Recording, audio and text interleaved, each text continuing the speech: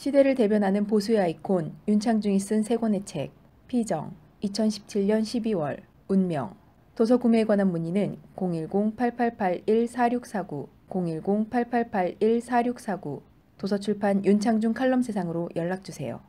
윤창중 칼럼세상 윤칼세는 국내외에서 대한민국을 이끌고 있는 국가 중심 세력이 반드시 챙겨보는 격조 높은 칼럼을 쓰고 방송을 합니다. 여러분은 국가 중심 세력입니다. 구독 버튼을 꼭 눌러주십시오. 감사합니다. 여러분 안녕하십니까, 윤칼세입니다. 지난 6일이죠. 제가 경기도 의왕시에 있는 서울구치소를 다녀왔습니다.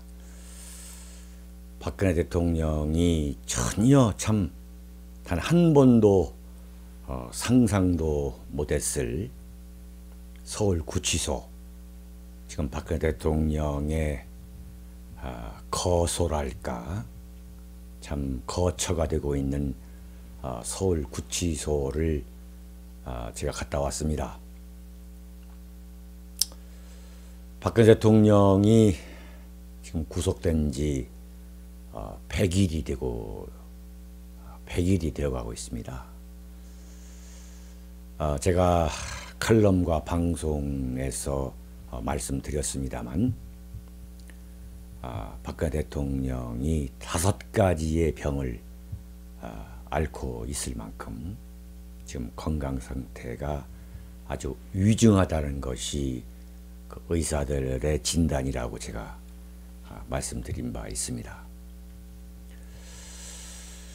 참으로 참혹한 마음, 여러분도 똑같겠죠.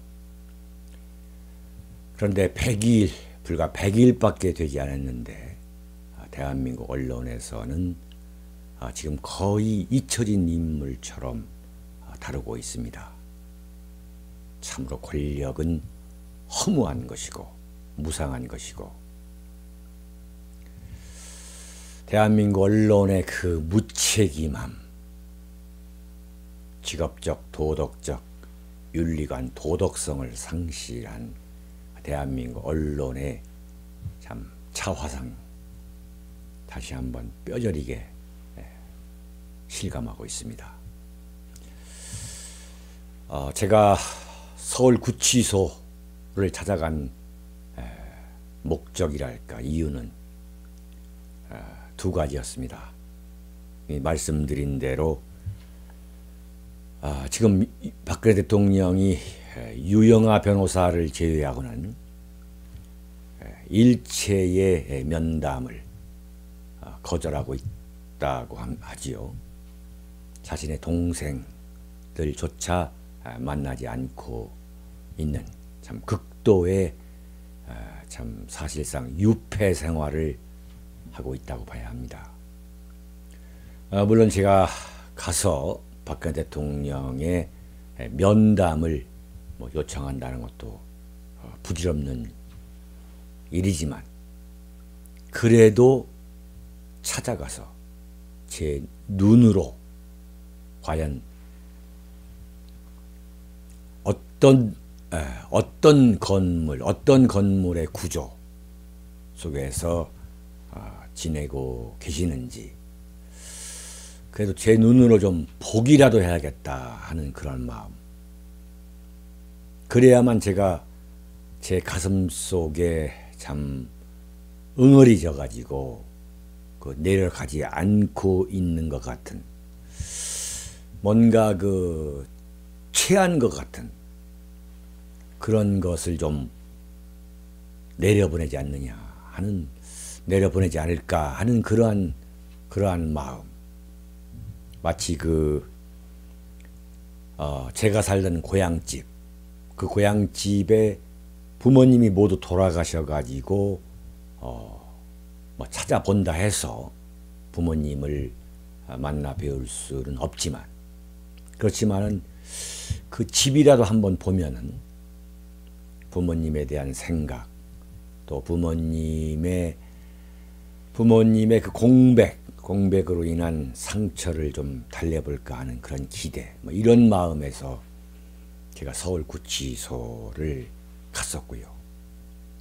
또 하나는 태극기 집회에서 참 찾아보기 어려운 그 고음성, 고음의 사회자 손상대 씨가 지금 서울구치소에 구속되어 있지 않습니까?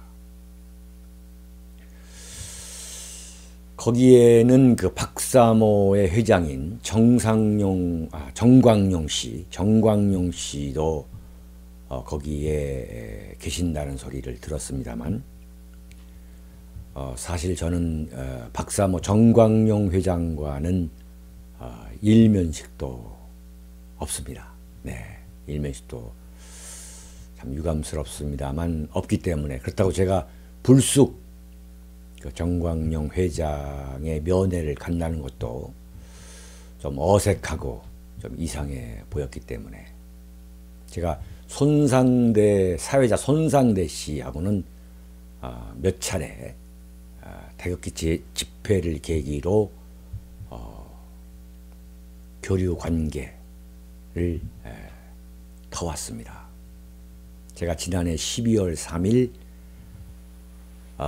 동대문 DDP 광장에서 열린 태극기 집회, 12월 3일이죠. 토요일. 그 집회에 윤창중이가 처음으로 창외 연설을 했습니다. 제가 아스팔트 집회에 데뷔한 셈인데, 그때에 그 대회를 기획했던 민중홍 사무총장, 지금 태극기 혁명 국본의 총괄 사무총장을 맡고 계시죠.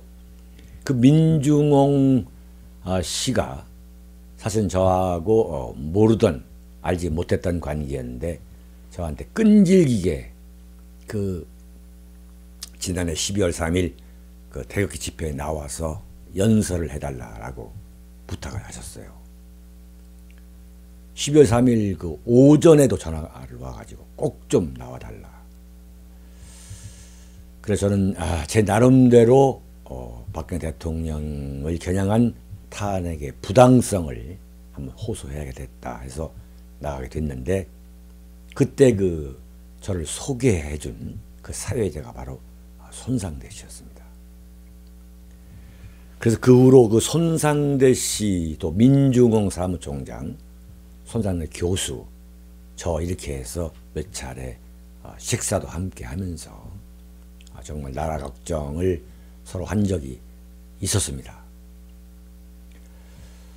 제가 정치부 기자 또는 정치담당 논설위원, 또 정치판에 들어가도 보았고, 또 청와대도 2차례 근무하면서 참 많은 사람을 겪어보았습니다만, 손상대 사회자는 참으로 보기 힘들 정도로 이 품성이 아주 투명하고 맑고 참 거짓이 없는, 내일 모레 60이 다 되는 분이 이런 깨끗한 인격, 품성을 갖추고 있는 분이 있구나라고 참 감탄할 정도로 그런 분이었는데, 이분이 지금 그 3월 10일 헌법재판소에 의한 그 전원일치 파면, 박근혜 대통령을 그 파면시킨 그 결정을 내린 바로 그날 태극기 집회에서 여러분의 그 희생자가 나왔죠.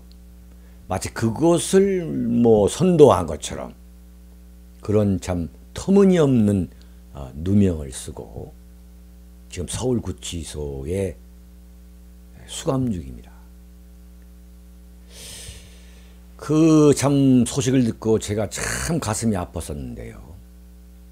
박근혜 대통령의 참 거소가 되어버린 서울구치소도 보고, 또 그 서울구치소에 수감 중인 우리 사회자 손상대 교수도 좀 면회를 할 그럴 생각으로 서울구치소를 찾았습니다.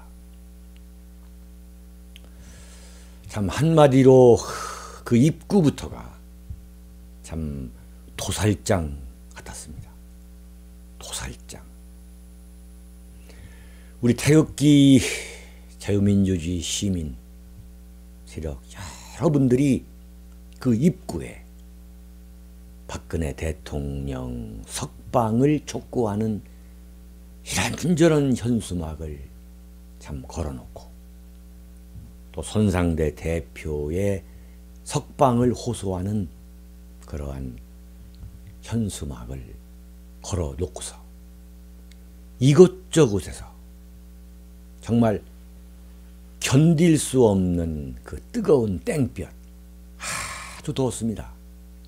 제가 차를 몰고 갔습니다만 그 차에서 가리킨 그 온도계가, 실내 온도계가 34도, 35도를 가리키는 그런 12시, 오후 12시, 1시, 2시 그 날씨였습니다. 그런데 그 날씨에도 불구하고 참 많은 분들이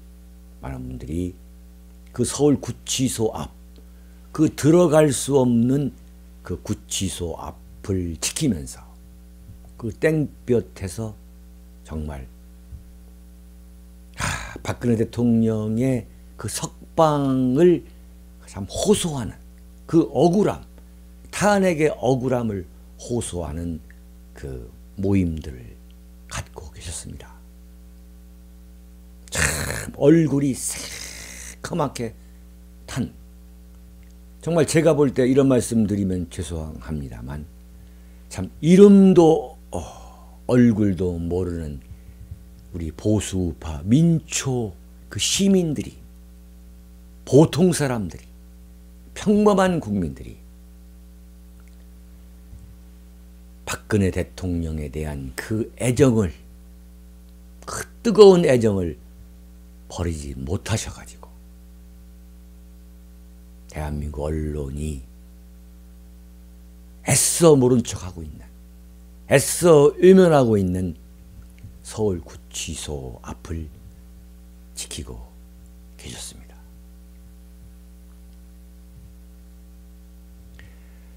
어제까지도, 불과 100여일 전까지만 하더라도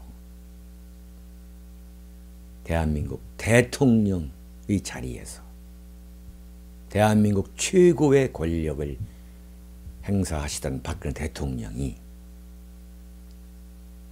저옹색한 서울 구치소에 구속이 되어 참 이런 비참한 세월을 보내고 있는 그 장면, 참 정치는 허무하다. 또한 인생도 허무하고 허무하다. 인생은 아무것도 아니다. 권력도 아무것도 아니다라는 그런 씁쓸한 생각을 하면서 독일 철학자 헤겔이 정치는 도살장과 같다, 이런 명언을 남겼다는 것이죠. 새삼 거듭거듭 대한민국 권력의 세계는 정말 도살장과 같구나 라는 생각을 해봤습니다. 그 시각 박근혜 대통령을 무너뜨리고 정권을 잡은 문재인 대통령은 독일에서 메르켈 총리와 정상회담을 하고 G20 정상회의에 참석하면서 4년 전 박근혜 대통령의 집권을 미화하고 또한 박근혜 대통령의 집권을 향해 돌을 던졌던 대한민국 언론이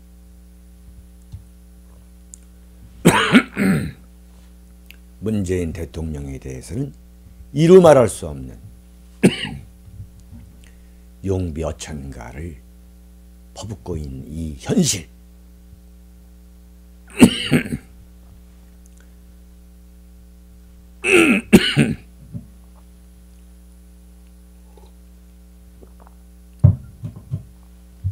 두 사람의 극도로 대비한 그 모습이 떠올랐습니다.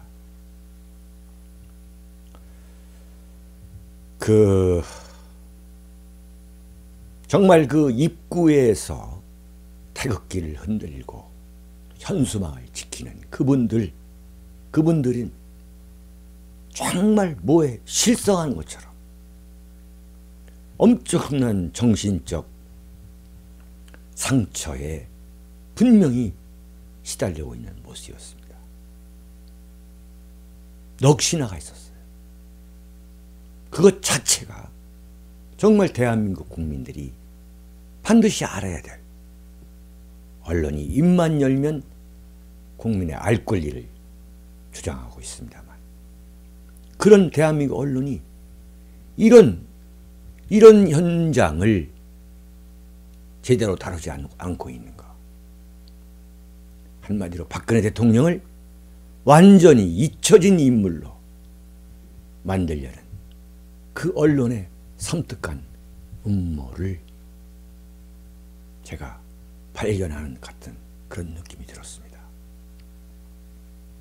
저 독일에서는 문재인 대통령이 한미 정상회담에 이어서 마치 한반도의 구세주로 등장한 것처럼 대한민국 언론은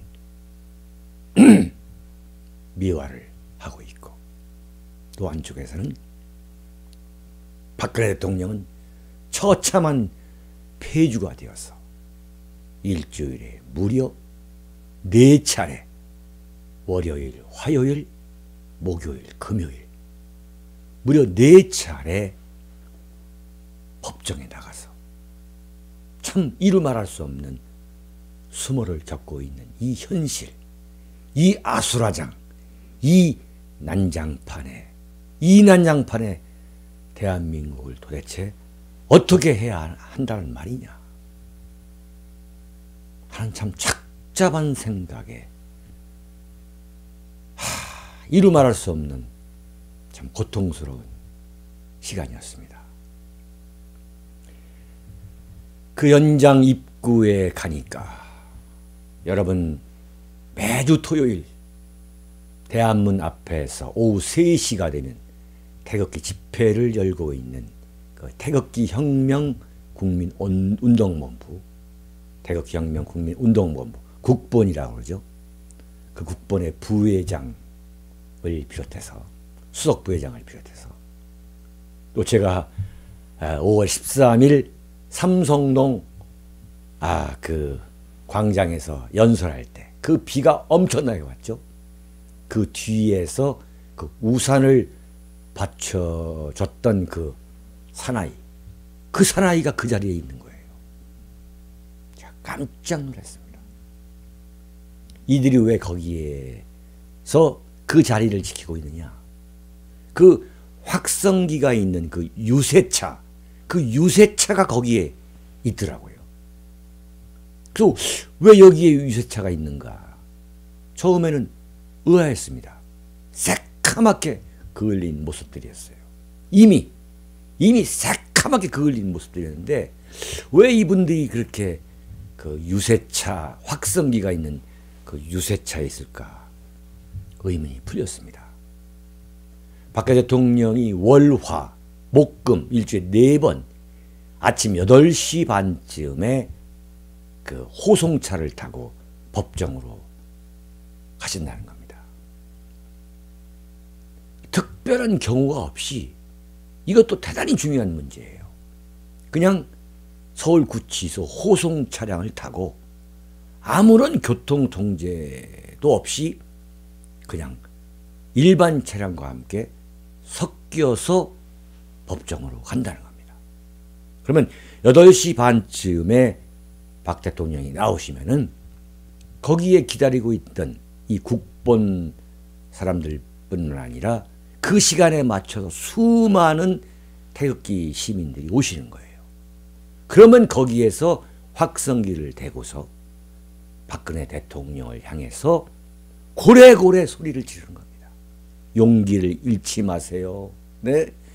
뭐 그런 위로의 함성뿐만 아니라 뭐 박근혜 탄핵은 무효다, 뭐 원천 무효다, 뭐 이런 게 참 위로와 용기를 알리는 방송을 하기 위해서 거기에 몰려 있는 거예요.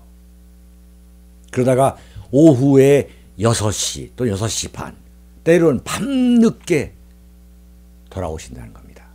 그러면 또 그렇게 또 오전에 그 환송처럼 또 오후에 또 환영하는 또 방송을 한다는 겁니다.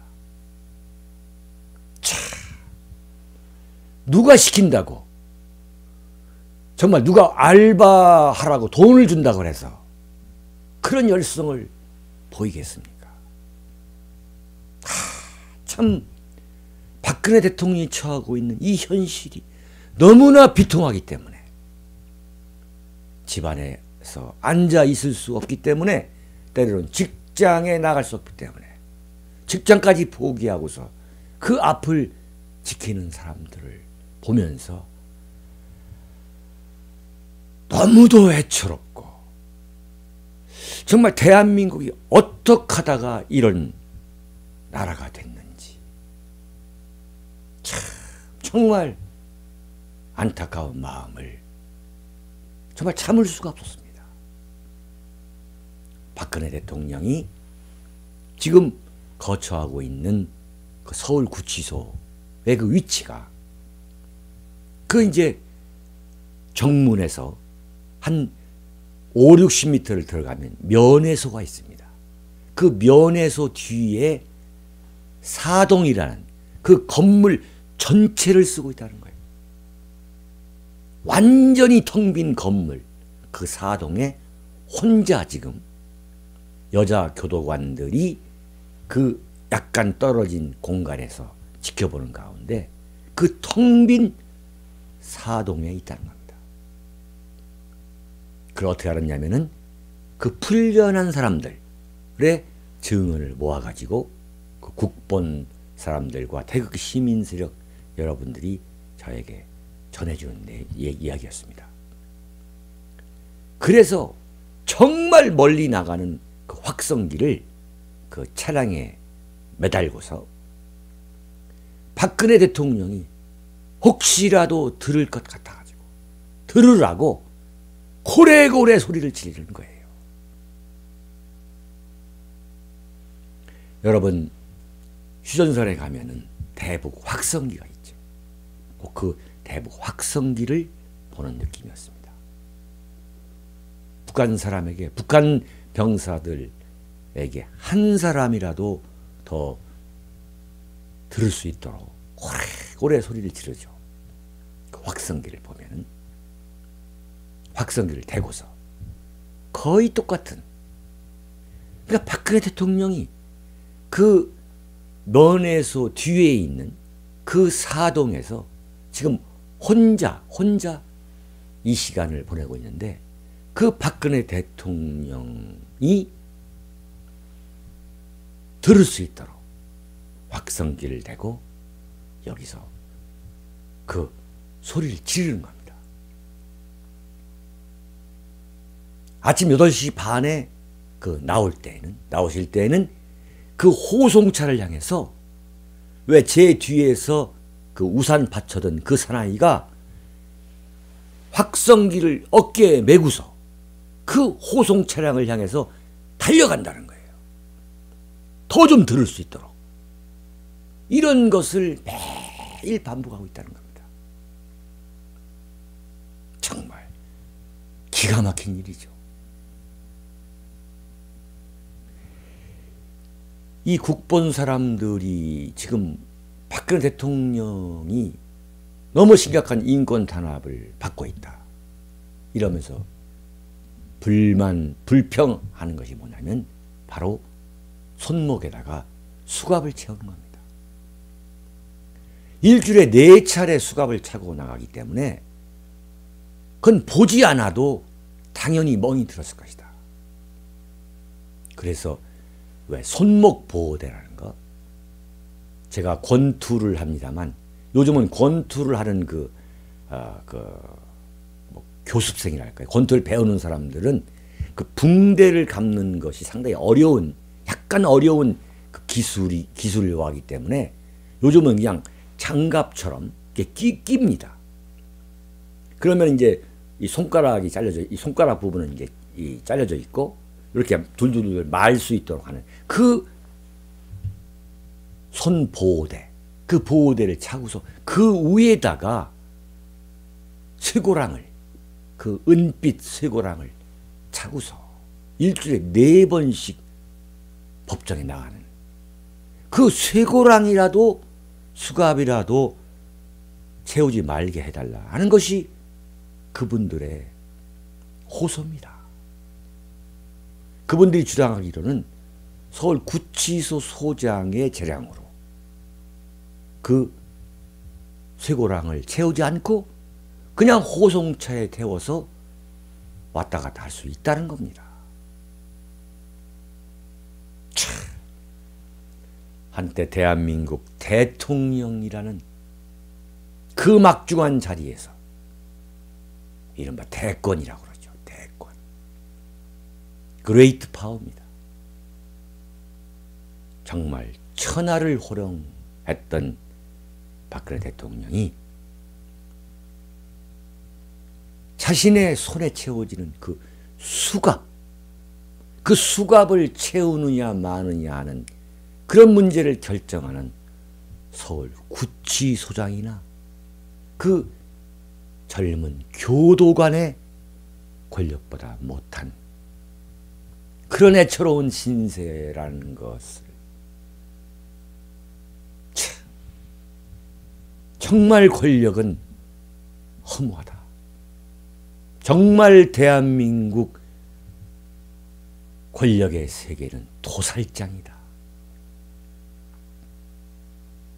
강자는 한없이 미화되고 약자는 일단 꼬투리가 잡히는 약자가의 신세가 된 사람은 한없이 짓밟히는 도살장. 목숨을 부지하기 위해서 극한의 노력을 기울이는 도살장과 같다. 철감했습니다. 사회자 손상대 교수를 일반 면회 형식으로 10분간 면회했습니다. 지정시간이 10분입니다.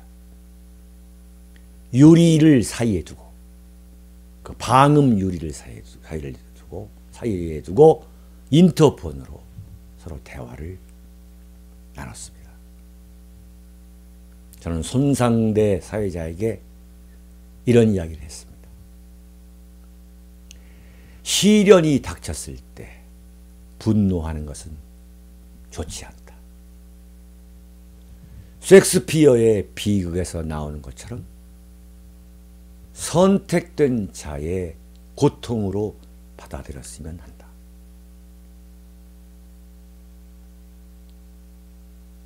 신이 당신에게 시련을 주고 있는 것이다. 신의 가호가 함께하길 기도한다고 말했습니다.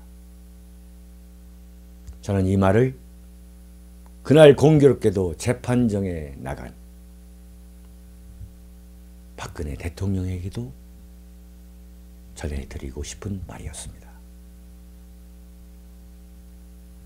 맨 마지막으로 손상대 씨의 부인이 매일 면회를 오는데도 불구하고 그날 자신의 남편에게 마지막 순서로 그 인터폰에 대고서 참 목으로 소리가 기어 들어가는 듯한 그러한 톤으로 이렇게 말했습니다. 여보, 모든 걸 다 내려놓으세요. 건강해야 해요. 이렇게 말하는 소리를 듣고서 정말로 그 부인 앞에서 저도 모르게 숙연해졌습니다. 여러분이나 저나 박근혜 대통령에게 그 손상대 교수의 부인이 남편에게 했던 그 말을 똑같이 하고 싶을 것입니다. 박근혜 대통령, 모든 걸 다 내려놓으세요. 건강해야 합니다. 정치는 양지가 음지되고 음지가 양지가 되는 것입니다. 그날을 우리 모두 다 함께 기다려야 합니다. 여러분 감사합니다. 시대를 대변하는 보수의 아이콘 윤창중이 쓴 세 권의 책 피정 2017년 12월 운명 도서 구매에 관한 문의는 010-8881-4649 010-8881-4649 도서출판 윤창중 칼럼세상으로 연락주세요. 윤창중 칼럼세상 윤칼세는 국내외에서 대한민국을 이끌고 있는 국가 중심 세력이 반드시 챙겨보는 격조 높은 칼럼을 쓰고 방송을 합니다. 여러분은 국가 중심 세력입니다. 구독 버튼을 꼭 눌러주십시오. 감사합니다.